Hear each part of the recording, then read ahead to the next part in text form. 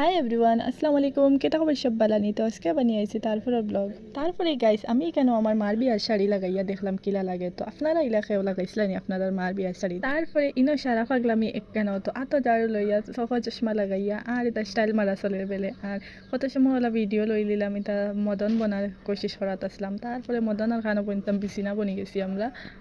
তারপরে ইতা পাগলামি দেখিয়া মায় পিছে দিকে দেখিয়া এখন আমার ফুয়াফুরিন মাতিনো সেই থেকে পাগল উগল হয়ে গেল নাকি তা। তো তানে খেয়ে বুঝাইতো আমরা যেন কিতা চলে। তারপরে কেন ওই দেখো আমার মেকুরে মতলব না টাইম দেখে না কিছু দেখে, খালি ঘুম। মানে আমার গরু আবার পরে তারা মানে যতটা মেকুর আনি না খেনে তারা খালি ঘুমাইতেও দেখো। তারপরে আমার গরু খালি আমারেও টানা মারণ কইবা তোর ঘুম পাইলিছে। তারপরে কেন কিছু খাইলাম আর একটাও পার্সেল এলাই কল করছে, আমি আইছি। আমি ভাবছি খেয়ে আইসুন, বললাম খেয়ে পরে তোমার পার্সেল। আমি ভাবছি যেন খেয়ে কল করিয়া ফোন স্পিকারও ডালার কয় আমি আইছি। তো বাদে বুঝছি আর খেয়ে হয়তো পার্সেল এলা হইব।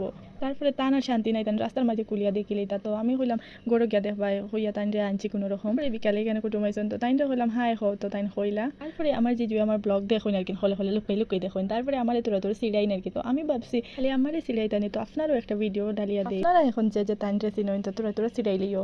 তারপরে আর কিচ্ছু নাই, তো আজকের ব্লগ এতটুকু। চলো টাটা।